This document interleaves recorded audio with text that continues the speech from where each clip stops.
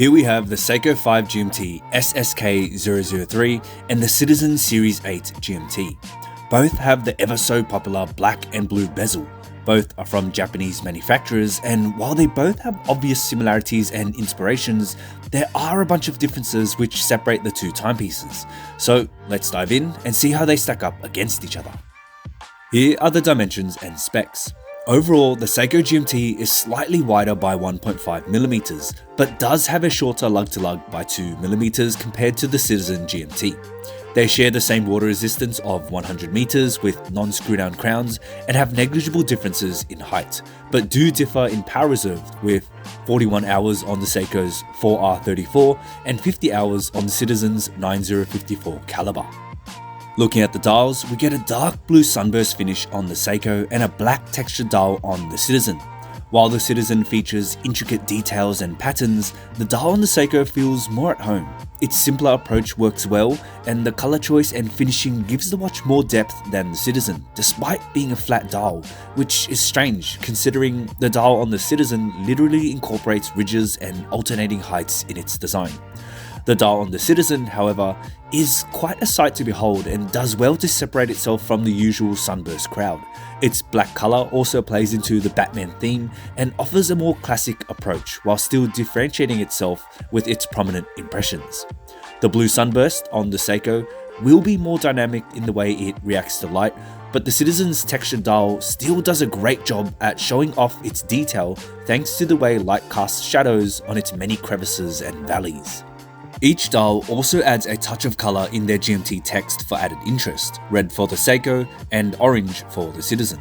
While they're both eye-catching colors, the Seiko does a better job at showcasing this with its broader and more colored GMT hand, making it easily recognizable and much more legible. The Series 8, on the other hand, includes orange on the tip of its GMT hand and opts for a black stem which blends into the dial, creating a floating look, so while it's not as noticeable, it's less intrusive and there when you need it. For the indices, we get polished Lume-filled circular indices on the Seiko and applied angular rectangular indices with polished and brushed finishing on the Citizen. The Seiko opts for the traditional approach with their popular SKX layout, and it's a smart choice, being safe and effective. The Citizen, on the other hand, holds nothing back and makes sure its indices are as detailed as the dial, and they're incredibly well finished with clean transitions from the polished facets to the brushed surface. The date wheel on the Citizen also carries a polished and brushed frame to match, and while the date wheel on the Seiko is bare, it's magnified by a Cyclops lens, which gives it that circular look to match the rest of its indices. If lume is an important factor for you, the lume on the SSK003 is much better than the lume found on the Series 8 GMT, which is no surprise considering Seiko's track record with lume and its generous application, but is a bit of a letdown for the Citizen given its higher price tag and especially since it also lacks lume on the seconds hand.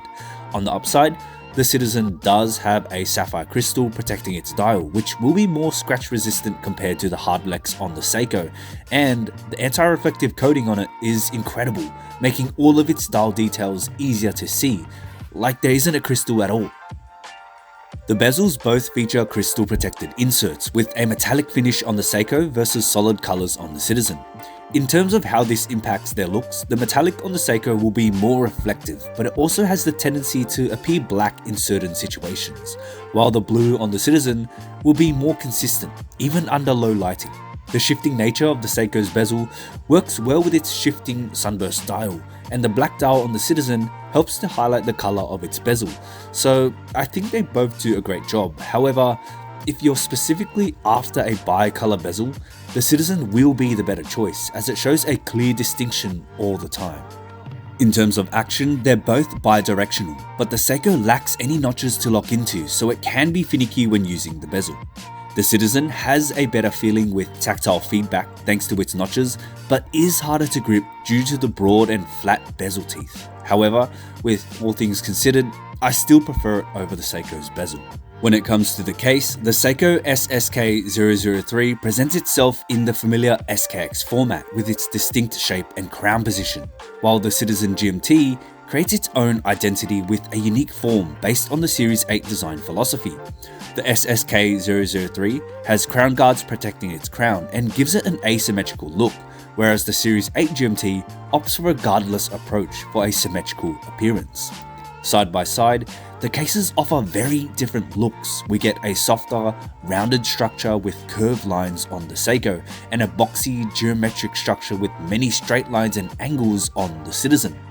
They both have display case backs so we can see their movements, and while they're both nothing spectacular, the 9054 does have more decoration and is better finished compared to the 4R34. In terms of function, they do differ, with the Citizen being a traveler GMT by allowing the independent movement of the hour hand, and the Seiko being an office GMT, allowing the independent movement of the GMT hand. Also, something to note about these differences is the way the date changes. On the Citizen, the date is changed by the rotations of the hour hand, either clockwise or anti-clockwise, and on the Seiko, it's done in the more familiar fashion of turning the date wheel itself to the desired date, which will be a lot faster. Citizen's 9054 caliber has a higher beat rate and more power reserve, and in my case, is more accurate than the 4R34.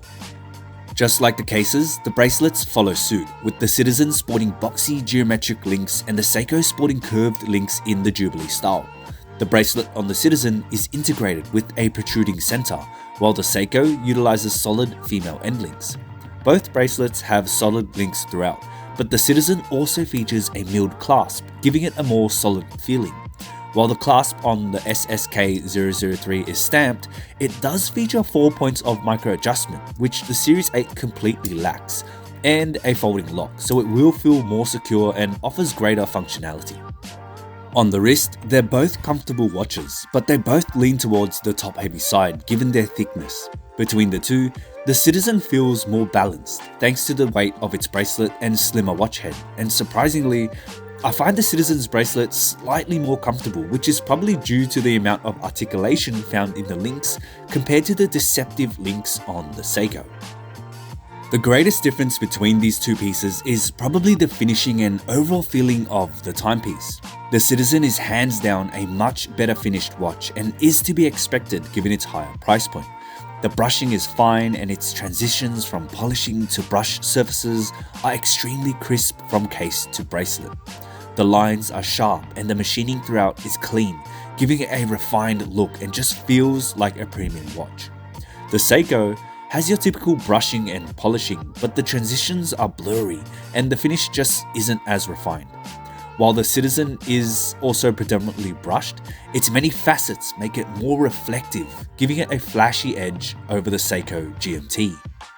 The finishing alone on the Citizen exudes detail, just like its dial composition, and while the finishing on the Seiko isn't bad, it's just not at the same level.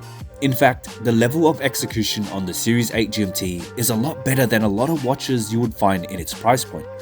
At the time of this video, the SSK003 retails at $475 and the Series 8 GMT retails at $1,495. But as we know, you can often find both timepieces at discounts, further reducing the gap. Now, the Seiko itself is a great buy at its price point, but is the Citizen worth the increased price over the Seiko? Well, let's look at what it offers over the SSK003. The Series 8 definitely has a sense of luxury with its integrated bracelet, finishing and overall construction. It feels premium and it's a more versatile watch given its architecture, being sporty with dressy elements in a more compact case. It's a better built watch with better specs on its movement, better bezel action and a better crystal. While the Seiko is in its own right a fantastic timepiece, I think the Series 8 GMT is the better watch, and it's a unique one because let's face it, the SSK is ultimately another version of an SKX or 5KX, whereas the Series 8 is kind of its own thing. So if you already own a SKX or 5KX variant, why not add something different into the mix? If your budget can stretch to it, I would get the Series 8 GMT over the SSK003, but only with a discount. If your budget is limited, the SSK003 is a completely fine choice and one that's hard to beat.